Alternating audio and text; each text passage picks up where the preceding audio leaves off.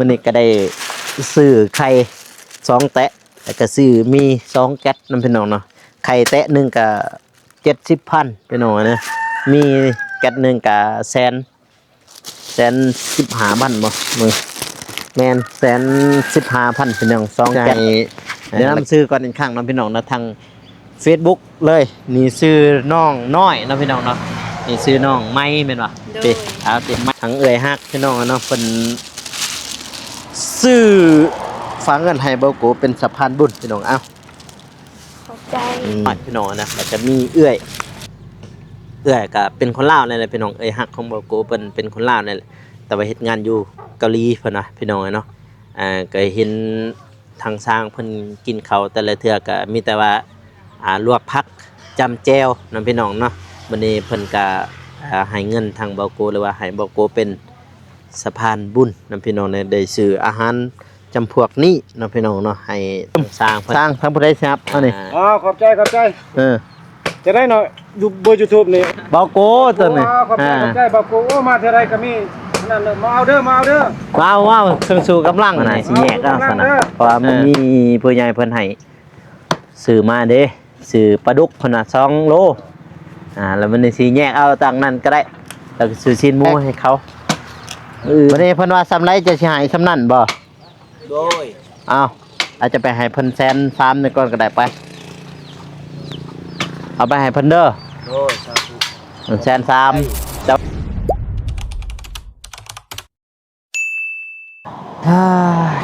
ตกพี่น้องเลยเนาะเปิดภาพมามื้อนี้ก็มาอยู่ที่บ้านจักรใหญ่เมืองท่าแตงแขวงเสกองพี่น้องเลยเนาะมื้อนี้ก็มาทางบ้านหรือว่าทางครอบครัวเซาน้อยคือเก่าพี่น้องเนาะเซาน้อยแล้วก็เซาไม้นั่นเองเนาะพี่น้องเนาะที่ทีมงานเฮาได้ช่วยเหลือเฮ็ดบ้านนั่นเองเนาะพี่น้องเนาะก่อนอื่นหมดกับสบายดีเด้อพ่อแม่พี่น้องเนาะบ่ว่าสิอยู่ภายในหรือว่าต่างประเทศก็ยินดีต้อนรับเข้าสู่ช่องบาวโกชนบทสปปลาวพี่น้องเนาะทั้ง Facebook แล้วก็ทั้ง YouTube เด้อพี่น้องเด้อสบายดีอีกครั้งพี่น้องเนาะมื้อนี้ก็ได้มีข่าวดีหรือว่าโศกล้นทับบ้านน้องน้อยหรือว่าครอบครัวน้องน้อยเนาะพี่น้องเนาะก็ได้มีทางผู้ใหญ่เพิ่นเนาะพี่น้องเนาะเป็นคนลาวนี่แหละเพิ่นอยู่ต่างประเทศพี่น้องเนาะเพิ่นไปเฮ็ดเวียกอยู่เกาหลีพี่น้องเนาะเพิ่นได้ให้เบาโกเป็นสะพานบุญเนาะพี่น้องเนาะสะพานบุญก็คือสื่อแนวอยู่แนวกินให้ทางครอบครัวน้องน้อยแล้วก็สร้างผู้เพิ่นเฮ็ด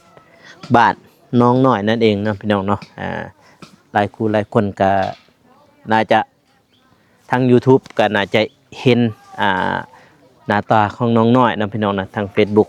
บางคนก็ยังบ่ทันได้เห็นพี่น้องมื้อนี้ก็สิถ่ายทำให้พ่อแม่พี่น้องเนาะหรือว่าถ่ายคลิปให้พ่อแม่พี่น้องเพิ่นได้เบิ่งได้ชมนะพี่น้องเนาะทาง YouTube น่าจะเห็นแล้วพี่น้องเนาะ FC ทาง YouTube ทาง Facebook หรือว่าทางแฟนเพจนี่น่าจะบ่ทันได้ฮู้เนาะพี่น้องมื้อนี้ก็สิได้ฮู้นำกันมาเข้าเรื่องประเด็นเฮาเลยนะพี่น้องเนาะก็คือมีผู้ใหญ่ทางลาวนี่แหละอยู่ต่างประเทศเพิ่นได้ให้เบาโกเป็นสะพานบุญเนาะได้ซื้อเพิ่นให้ซื้อมาเนาะพี่น้องเนาะมีซื้อปลาดุกแน่แล้วก็ซื้อซีนหมูแน่แล้วก็ซื้อมาม่าแน่เนาะแล้วก็ซื้อมีหรือว่าซื้อมาม่าไว้ๆนั่นแหละพี่น้องเนาะทางลาวเขาเอิ้นไว้ๆนำพี่น้องทางฝั่งไทยก็สิเอิ้นมาม่าพี่น้องนะแต่ว่ามื้อนี้เบาโกซื้อมา2อย่างเด้อพี่น้องเด้อซื้อไข่2แตะแล้วก็มี2แก๊สนั่นเองนะพี่น้องเนาะแต่ว่าอีกซีนหมูแล้วก็ปลาดุกก็มื้อหน้าจึงซื้อตื่มพี่น้องเนาะแต่ว่ามื้อนี้ก็เต็มรถแล้วพี่น้องนี่มาเบิ่งพี่น้องเลยพี่นี่คือเฮือนคือสานของน้องหน่อยเลยพี่น้องเนาะแต่ว่าติดกับแคมทางพี่น้องเนาะทางFacebook นี่ยังบ่ทันเข้าใจปานใดพี่น้องทางYouTube นี่น่าจะเห็นเรื่อยๆนะพี่น้องเนาะเพราะว่าเบาโกก็ส่วนหลายก็จะเป็นลงทาง YouTube พี่น้องนะทาง Facebook หรือว่าแฟนเพจก็ส่วนน้อยสิได้ลงพี่น้องแต่ แต่ว่าเอื้อนซ่านของเพิ่นน่ะก็ติดเส้นทางดำนี่แหละพี่น้องเอ้ยเลขที่16เนาะพี่น้องเนาะทางไปเซกองเนาะพี่น้องเนาะติดอยู่บ้านจักรใหญ่เมืองท่าแตงแขวงเซกองพี่น้องเลยมาเบิ่งใกล้ๆเลยเนี่ยพี่วันนี้ก็ได้ซื้อไข่2แตะแล้วก็ซื้อมี2แก๊สนำพี่น้องเนาะไข่แตะหนึงก็70,000พี่น้องนะมีแก๊สหนึงก็115,000บ่มึงมาเขียนอยู่สิ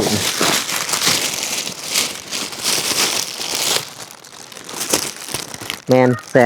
115,000พี่น้อง2แก๊สแล้วก็มี2แก๊สแล้วก็2แตะพี่น้องนะนี่ใส่แล้วนี่2คนเพิ่นพี่น้องมาไกลๆนี่ผู้นี้เดี๋ยวสิให้แนะนำชื่อก่อนอีกครั้งนะพี่น้องนะทาง Facebook เลยนี่ชื่อน้องน้อยนะพี่น้องเนาะนี่ชื่อน้องไม้แม่นบ่โดยติดไม้ก็บัดนี้น่าจะแดดแน่พี่น้องแล้วก็สบายดีครั้งเด้อสบายดีครับน้องหน่อยน้องไม้พี่น้องแล้วก็สบายดีผู้ใหญ่เพิ่นแน่ผู้เพิ่นเบิ่งอยู่นี่พี่น้องเนาะสบายดีผู้ใหญ่ใจบุญทุกท่านและ FC ฟังไทยฟังลาวหรือต่างประเทศก็สบายดีสวัสดีโดยสบายดีแล้วก็ให้น้องน้อยอีกเป็นไม้ให้กันแน่พี่น้องเนาะยันบ่ได้ยินเสียงผู้เสื้อขาวเป็นน้องน้อยพี่น้องเลยเนาะสบายดีผู้ใหญ่สบายดีผู้ใหญ่ใจบุญทุกท่าน FC ฟังไทยและฟังลาวหรือต่างประเทศก็สบายดีสวัสดีพี่น้องมื้อนี้ก็คือเป็นครั้งแรกที่เบาโกสอนให้น้องเพิ่นได้สวัสดีแล้วก็สบายดีผู้ใหญ่เพิ่นพี่น้องเนาะแล้วก็คลิปนี้เป็นพิเศษเลยพี่น้องเนาะก็คือการสบายดีและก็สวัสดีบัดนี้ได้พี่น้องเด้แต่ก็ต้องมีการขอบอกขอบใจได้บัดนี้เด้สวัสดีก่อนแล้วก็สิจบคลิปเฮาก็จึงคอย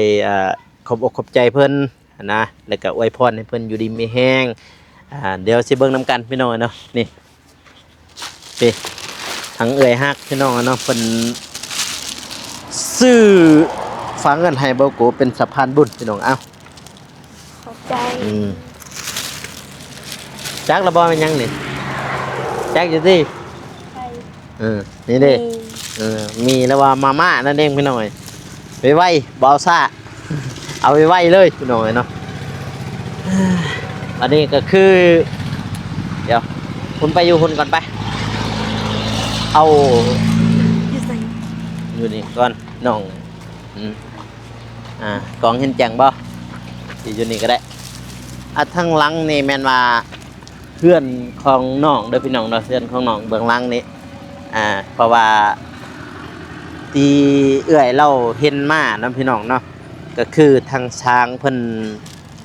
บ่มีแนวกินป้งลงนุ่มก็ได้แบบว่ากินข้าวแต่ละเทื่อเนาะพี่น้องนะแบบว่าก็คือช้างเพิ่นมาเฮ็ดเฮือนของครอบครัวน้องน้อยหรือว่าน้องไม้นี้พี่น้องเนาะเพิ่นบ่ได้เอาเงินค้ำใดๆเลยแบบว่ามาช่วยเต็มใจมาช่วยนะพี่น้องนะเพราะว่าสร้างกับพ่อเล่านะพี่น้องนะกับพ่อน้องน้อยนี้เป็นว่า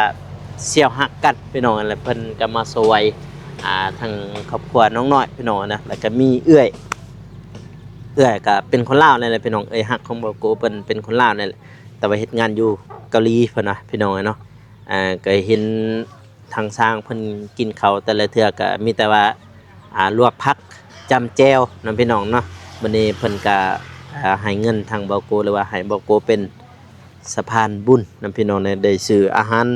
จำพวกนี้นํพี่น้องเนาะให้ทางสร้างเพิ่นเฮ็ดกินเด้อให้น้องเพิ่นเฮ็ดกินเด้อก็คือมีไข่2แตะแล้วก็มี2แก๊สน้องแต่ก็จะเหลือก็ยังอีกพี่น้องเนาะถ้าบอกตามเต็มเลยก็คือปลาดุกก็2โลแล้วก็ซีนหมูอีก2โลนำพี่น้องนะแต่ว่ามื้อนี้เบาโกก็ได้ซื้อ2อย่างไปก่อนพี่น้องนะแล้วมื้อหน้าที่ได้มาก็สิได้ซื้ออีกเท่าละเล็กเท่าละน้อยนำพี่น้องเนาะเงินที่เหลือก็สิซื้อเครื่องชูกำลังนั่นแหละพี่น้องเนาะ จำเป็นสปอนเซอร์บ่หรือว่า M100 ให้ทางสร้างเพิ่นพี่น้องเลยเนาะประเด็นก็จะอัปเดตทางเงินก่อนพี่น้องเนาะให้น้องเพิ่นไปเมียนนี่ก่อนก็ได้เอาไม่มาไปเมียนอยู่ทางเงินกันบ่อะไรจึงมาเด้อมื้อนี้ก็ยังบ่ทันได้ซื้อไปซื้ออันนั้นก่อนไปซื้อแบบจำพวกสปอนเซอร์ให้ทางสร้างเพิ่นแน่พี่น้องเนาะหรือว่าเครื่องสูบกำลังนั่นแหละพี่น้องนะเพราะว่าสร้างเพิ่นเฮ็ดแบบว่างานนี่แบบว่าบ่ได้มีค่าเพื่อแห้งได้เพิ่นเฮ็ดฟรีเลยแบบว่าเพราะว่าเพิ่นเป็นเสี่ยวหักกับอันนี้เด้อีหยังล่ะวะโอ้เฮ็ดบ่ได้สปอนเซอร์เรายัง2ก็เบิดสิเหลือ M100 แล้วบัดนี้เอาธงมาแน่อ้ายเฮาก็ซื้อคู่มือนั่นแหละพี่น้องนะที่ได้มาก็ซื้อให้ทางเพิ่นอยู่หาดอ้ายเวียดนี่แหละ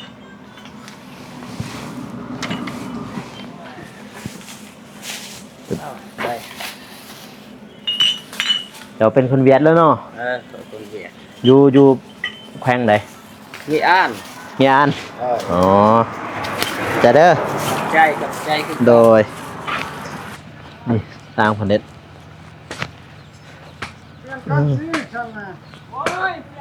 ผู้สิไปทางบ้านเชียงใหม่มันกระมวลกวนเก่าแล้วเครื่องดื่มสร้างทางผู้ใดครับอันนี้ขอบใจจะได้หน่อยดูเบอร์ YouTube นี่โอ้โกตัวนี้ขอบใจบักโกมาเท่าไรก็มีนั่นมาเอาเด้อว้าวเครื่องสูบกำลังนี่เอาสู่กำลังเด้อเฮ็ดยังแน่มื้อนี้นี่ฮะปูเรียบร้อยบ่มื้อนี้เรียบร้อยพี่น้องปูมาแล้วก็จบรายการเฮ็ดคันได้เด้หั่นเด้แม่นบ่แม่นแล้วกำลังพอตีนอยู่เด้อมียังอยู่ดีมีแห้งแต่ว่าตารางค่านี่เรียบร้อยแล้วเนาะแม่นส่งอันนั้นให้อันนั้นล่ะบ่ส่งได้ นั่นนะรายการให้บ่เจ็บแล้วบ่ว่าส่งแล้วดิ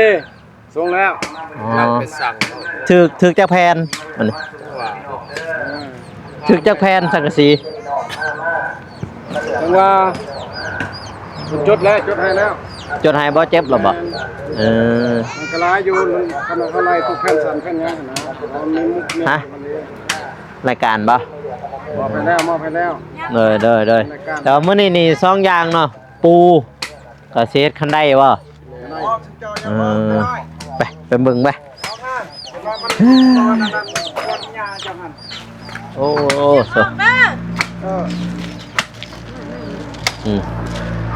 โหดแท้บัดนี้พี่พรมานี่พ่อมานี่กันพี่ว่าใส่มานี่มามิกย้ำมานี่พี่อันนี้เป็นพ่อของน้องหน่อยและน้องไม้พี่น้องเนาะเพิ่นอยู่บ้านจักรรมนั่นแหละอันนี้แม่นี่อันนั้นเป็นแม่พี่น้องยังตัดกกอันนั้นอยู่โอ้มันถือบอลเฮ็ดอันนี้นี่มันถือบอลเฮ็ดคันใดเราจะคันใดนี่5 6 4กับ6 7 11คันนะเฮ็ดเอาตัวนี้3เป็นกุ้งเป็นขี้เรียบร้อยเนาะละตัดหลังคาเนาะสิเหลือก็แม่นว่าซื้อแต่สังกะสีมาแล้วก็ตัวนี้ยังบ่ทันฮู้เด้อพี่น้องเด้ออันนั้นจักเสี่ยวไม้สลาจักเสี่ยวไม้แปดพี่น้องยังบ่ทันฮู้เด้อถ้าถามทางเบาจิบอีกแล้วก็งบทางเบาจิบอีกมีบ่หั่นนะถ้าว่ามีก็แม่นว่าสิร่วมกันถ้าอยากได้งามก็มีแต่ไม้โซล่านั่นแหละพี่น้องแล้วก็เท่าเดียวเพราะว่ามีแต่ได้ไม้โซล่ามาเลยก็มีแต่ตอกตะปูใส่แล้วตักถ้าว่าได้ไม้แป้นมาเนี่ยกบอีกนะกบอีกเพื่อมันสิแหละ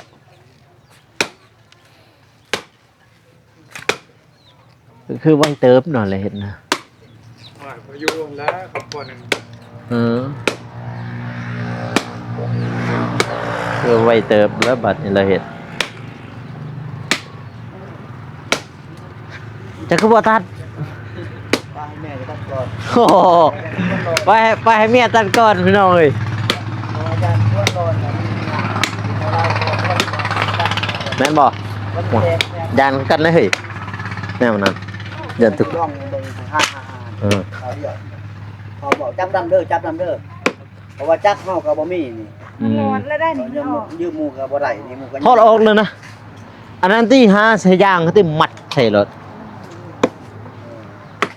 มันบ่มีแห้งอีกถ้าบ่ใส่ควันมันบ่มีแห้งอีกบัดนี้เฮา ขึ้นตีน้ำ เอาหน้าหน้าเขาได้ดำยังไง มันได้บ่มันสิอยู่นะมันสิฆ่านะครับต้นนั้นครับมันสิฆ่านี่มันฆ่าเสื้อรถทางที่ดีเอาควันนั่นแหละทางที่ดีเอาควันนั่นแหละ หน้าใช้หน้าขาเฮาเด้ ขานี่ดิ ถ้าเอาอันนั้นมัดแค่นี้พี่น้องบ่มีบ่ควันเรื่องนั้นอันนั้นบ่มีควันเจ้ามีบ่มีบ่ อยู่เพื่อนคุณแล้ว ใช่แล้วบ่ใช่ไปเอาควันมาไปโอ้ยใส่หนักยานะมันสิดีดใส่มือจ้ะหั่น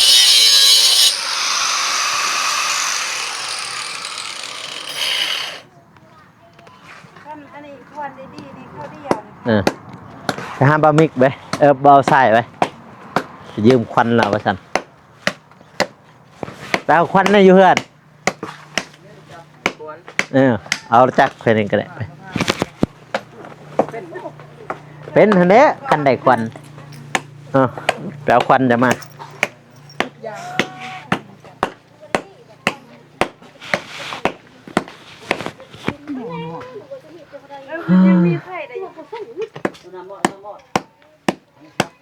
เพราะว่ามันถือบอลอันนั้นเราพี่น้อยบอลตีนคันไดเราแต่เนื้อปูนี้เรียบร้อยปูแป้นปู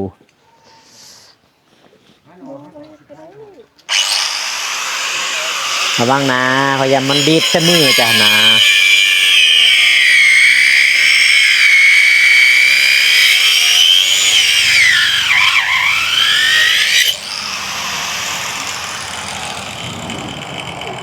ยันแต่มันดีดเสมอ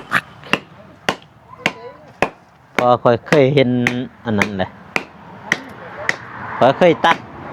ไม่ไผ่โอ้มันดีดใส่เกือบมือขาด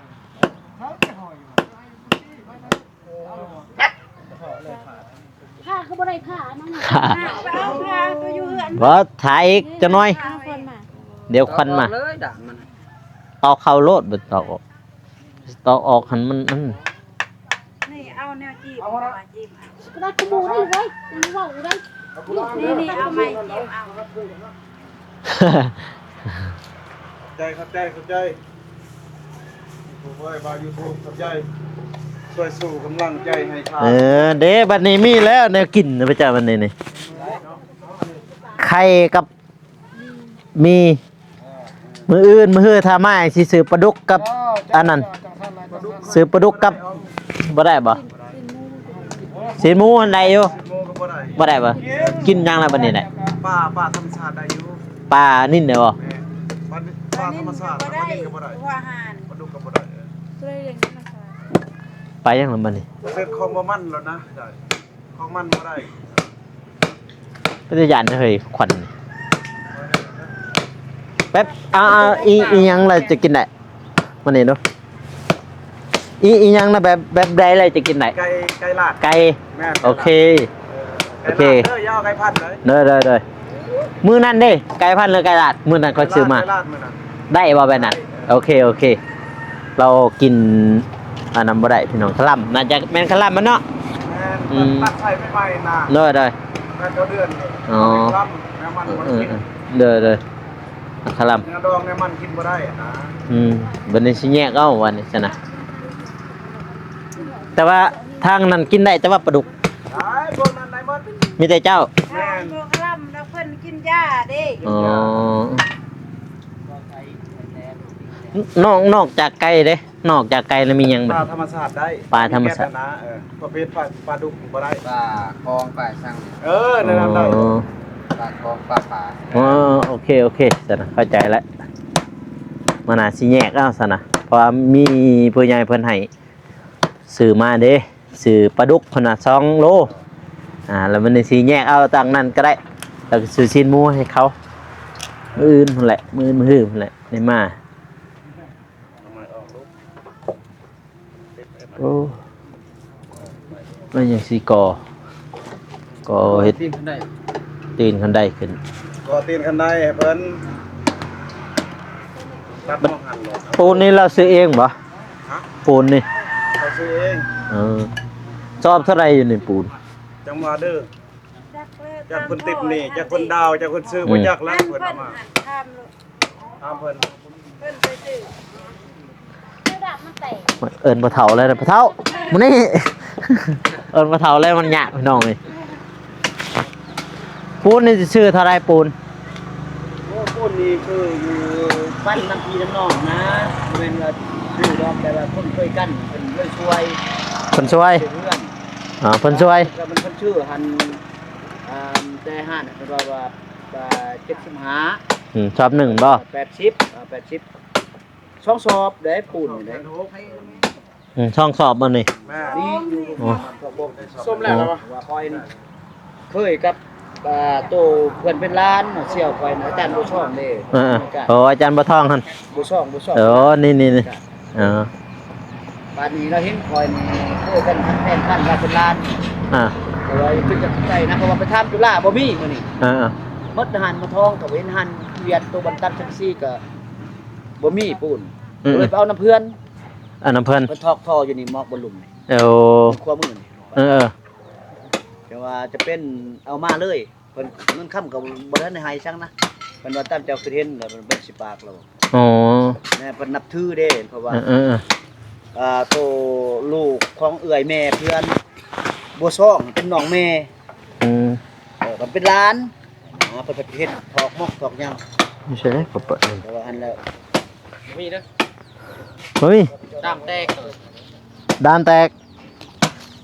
บัดนี้เพิ่นว่าซ้ำไรจะสิหายซ้ำนั่นบ่ โดย อ้าวอาจจะไปให้เพิ่นแสน3นี่ก่อนก็ได้ไปเอาไปให้เพิ่นเด้อ โดยสาธุ แสน3แต่ว่าตัวนี้เงินนี่บ่แม่นเงินคอยดอกเงินผู้ใหญ่เพิ่นอยู่เกาหลีเพิ่นเป็นคนลาวนี่แหละเพิ่นให้ซื้อจำพวกแบบว่าอาหารให้สร้าง แต่มันยังเหลือ แต่ว่ามื้ออื่นมื้อฮื้อก็สิได้ซื้ออีกปลาดุกเพราะว่าอันนี้เพิ่นกินปลาดุกบ่ได้ก็สิซื้อปลาตัวอื่นซื้อปลาซื้อไก่ไปให้เพิ่นนะ มันมาตีมากเฮ้ย มา ขอบใจช่วยดิ จะน้อยก็ได้จะน้อยพอได้เฮ็ดรถ ขอมุกขอบใจนำ บัดแล้วบัดแล้วน้ำหลังมันแหละจึงให้ขอบใจบัดเดียวเลย กับน้องไม้น้องน้อยเพิ่น ได้ เด้อล่ะพี่เพิ่นยังเทอยู่ปินไว้เท่านี้ดิยังเทสิกออันน่ะก็ตีนคันใด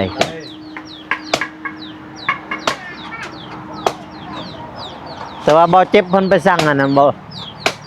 สั่งซีบ่อ๋อบ่เจ็บมาสั่งซีที่เหลือก็มีแต่ไม้สละใช่มาจับกล่องอันนี้เลอะแห้งเลยนี่ก็นอนนี่เลอะจักเลอะไปทางไหนมาจัก กล่องบ่ห้องเราเลยนะ มือกล่องน่ะเลอะเลยบ่ได้ฟังตามข่อยเว้าซ้ำ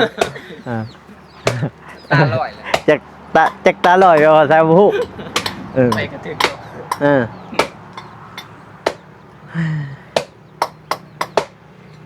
พอกันได้อยู่ ยังก่อคันใดอยู่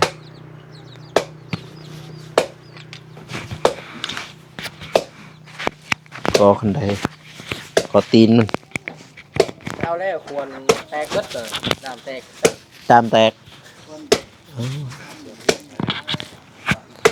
คิดว่าเขียวมันแตก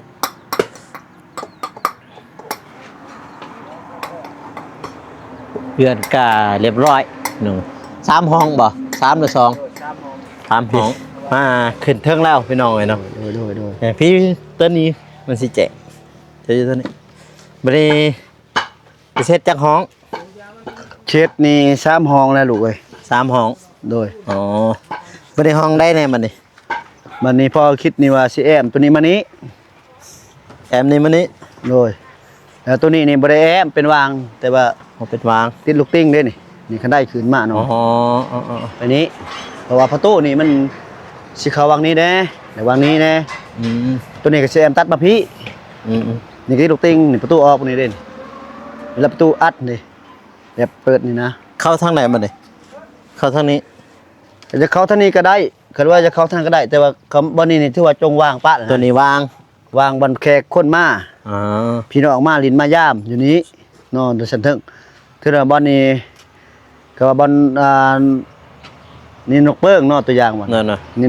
น้องน้อยเนาะน้องไม้น้องนั่นก็สิแม่น อันนั้นน้องน้อยอยู่นอนอยู่หัน น้องน้อยน้องไม้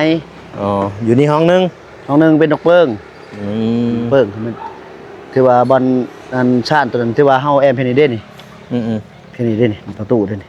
นี่ก็ติดลูกติ้งเด้นี่มัน อ๋อ นะ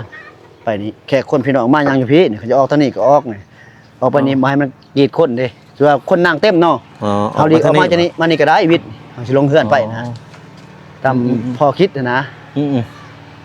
อันว่าแต่ว่าซ้ำนี่ก็ดีมกดีใจแล้วทางผู้ใหญ่ใจบุญเพิ่นช่วยคือว่า แต่ไปเฮ็ด3 ห้อง เป็น3ห้องแต่ว่า1 2 3 3นี้อ๋อ ก็ใช่ว่าอยู่กลางนั่นแล้วแต่มันมี อืม สะดวกนะ อืม อันนี้ก็ ตะปูนี่พ่ออยู่ตีตะปู ก็ว่าจะสตอกหมดแล้วลูกเอ้ยก็บ่อยากพ่อเลยนะสกบเด้ยังจะเป็นกบอีก ยังสิกบอีกวันนี่ กบแล้ว อ๋อ นั่นทำนี่เด้ เด้อ กบขึ้นหมดเพียงเลย แม่นสร้างคนจื้อแล้วบอลเพิ่นตอกนี่พี่น้องเอ้ยเพิ่นสิจื้อแล้วบอลเพิ่นตอก จอกดอกเดียวเด้บ่ทัน แม่น สำเร็จเด้ยังสิกบ เพราะว่าเพิ่นตอกมาเนี่ยก็ซื้อกันเลยนี่ เวลากบจึงได้จื้อเด้ว่าบองได้ตัวเองตอกบองได้ตัวเองบ่ได้ตอก พอเพิ่นตอกตอนนี้กำลังดอกหนึงแต่ว่าหลังคานี่ตัดแล้วพี่น้องเอ้ยนะตัวเรื่องแป้นแอมอันนั้นก็ยังสิปรึกษาทางเบาเจ็บอีกเติมนะพี่น้องเนาะเพราะว่าตอนนี้ก็แม่แป้นนี่แผ่นหนึงเท่าไหร่อยู่นี่มีบ่อยู่นี่ แป้นหันก็เข้าไล่เป็นแมทคือกัน แต่ว่าเอาชุดก่อนนี่เอาตัวเงินของอัน เพราะว่าเอาตัวจะเอาน้ำมูน้ำเชี่ยวจะหันน้ำร้านอยู่บ่เมื่อเอามื้อน่ะหันเพิ่นไล่แผ่นเท่าไหร่แผ่นเท่าไหร่เพิ่นไล่ ตัวนั้นบ่ มื้อน่ะหัน มันถึก15แผ่นเอา15แผ่นนี่มันตกอยู่ล้าน350,000 ล้าน350,000 ไม่4เมตร 4 เมตรถ้าเลยรวมเบิดนี่เนาะ โดย ให้แป้นกับไม้สละโอ้ไม่แต่ว่างามนี่งามแล้วก็ทนนี่ไม้สละก็ทนแล้วก็งามไม้แป้นนี่หาซื้อมาบางทีมันก็ถูกกว่าไม้สละแต่ว่าเฮาต้องได้กบอีกมันก็เสียค่าไฟอีกนะแต่ว่าไม้สละนี่มาแล้วก็ตอกใส่รถตักแทกตอกตัดออกนั่นแต่ว่าซื้อตะปูกุ๊บจักตะปูกุ๊บจักตะปูหกกันเนาะ บุกบแล้วอย่ามันเพราะว่ามันยันมันนั่นได้เห็นเขาตอก แต่ว่า บุกบนี่แหล้วซ้ำนี่แหล้วจำดูว่าแล้วมันก็ซ้ำกัน พอมื้อนั้นก็บ่ได้จื้อ ยันมันคั่วเด้มันเป็นแบบนั้นเด้ แต่ว่ามันแตก แบบซีเมนต์นะมันลึง แต่ว่าเพิ่นก็บ่ได้มีเด็กน้อยนักพี่น้องนี่ผู้ใหญ่เบิดแล้ว แต่ไปเด็กน้อยอันยันเด็กน้อยไปที่ไปยังนะมันแตกเด้ไม่สละนั่นจังปรึกษาอีกเติมนะพี่น้องนะเรื่องเซลไมสละนั่นนะจากเซลไมสละจากเซลแปลนแล้วก็สีเบิ่ง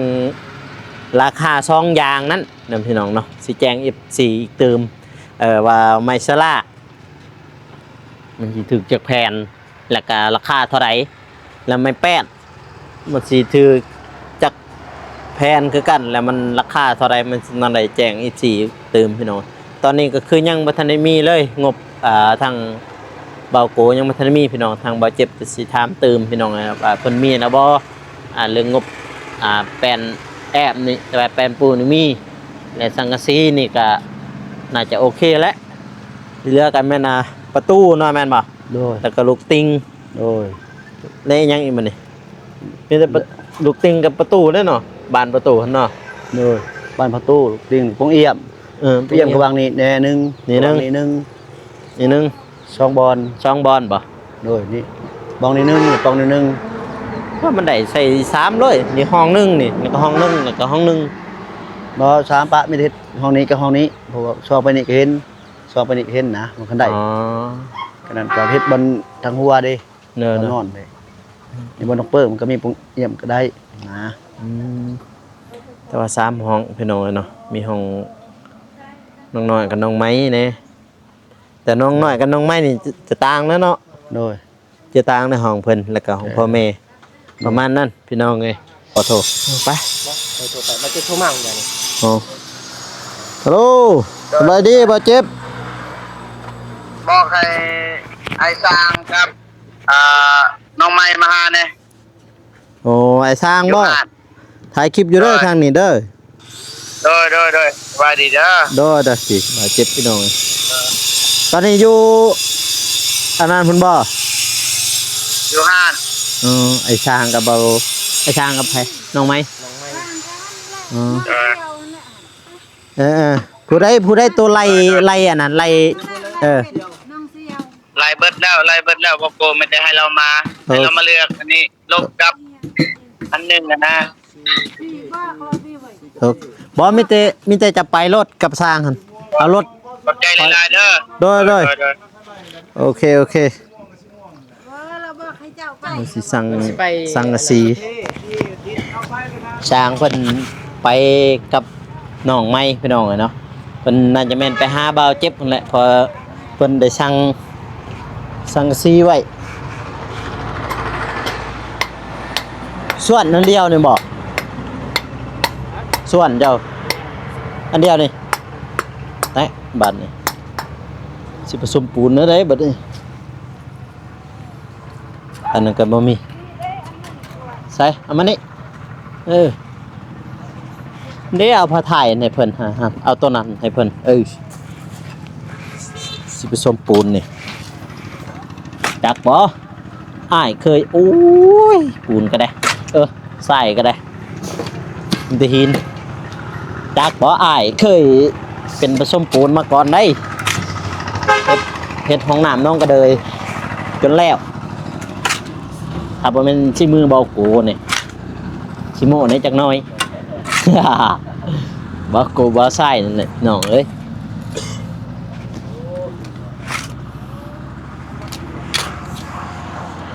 ผสมพอดีเป๊ะใส่ล้อเลยบัดนี้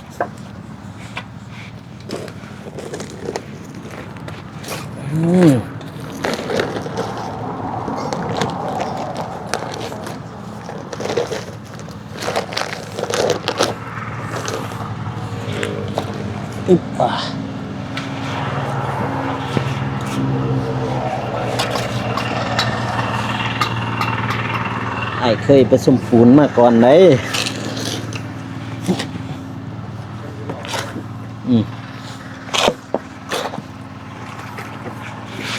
หล่อเลยรุ่นนี้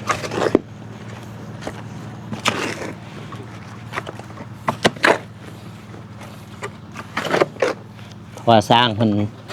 ไปหาเบาเจ็บ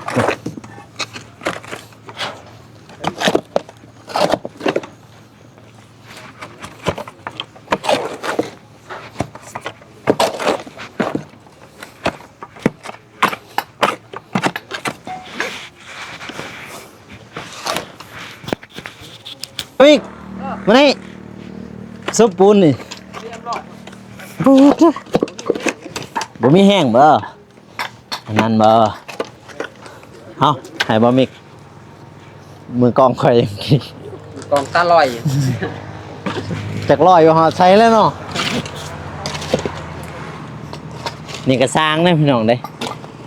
ตัวนี้เห็นบ่แม่นได้สร้างจะเป็นเนี่ยสร้างของแท้แล้วพี่สร้างจะเป็นนี่อยู่นี่นี่นี่มืออาชีพด้วยนี่โอเคบ่พ่อนะ โอเคโอเค เนี่ยเห็นบ่ น้ำมาโหลด น้ำเอาบัวไปน้องน้อยเอาบัวพุ่นไปพูเอาบัวมัน บัว ไปนะ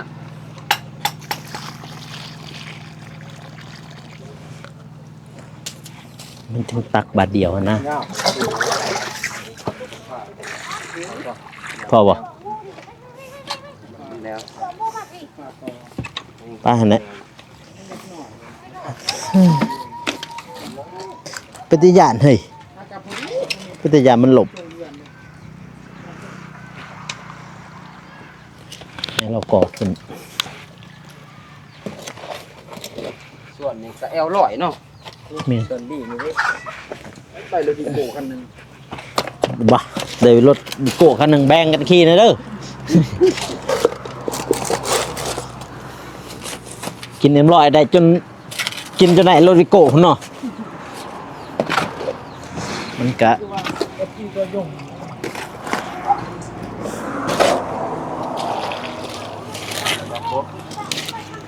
คอยผสมมันแล้วได้ตัวหน่อย อันนี้ส่วนตัวนี้นะอ๋อ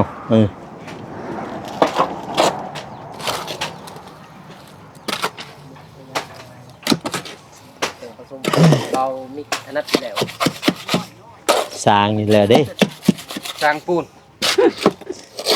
สร้างบ่ว่าแต่สร้างปูนเนาะสร้างเทสร้างก่อนได้แม่นนั่นเลย โบกแล้วเด้ เคยไปไทยบ่ เคยไปลิน ไปลิ้น ไปอัน คิด นั้ ว่าน เคยไปเฮ็ดเฮือน ไปตรวจสุขภาพ อ๋อช่วงโควิดบ่ ฮะ ช่วงโควิดบ่ บ่ช่วงนั้นเฮ็ดเบียกอยู่โรงงานนะ อ๋อ โรงงานอันนี้เขาลินกับเคมีลาย เออ ทางเข้าให้ไปตรวจสุขภาพ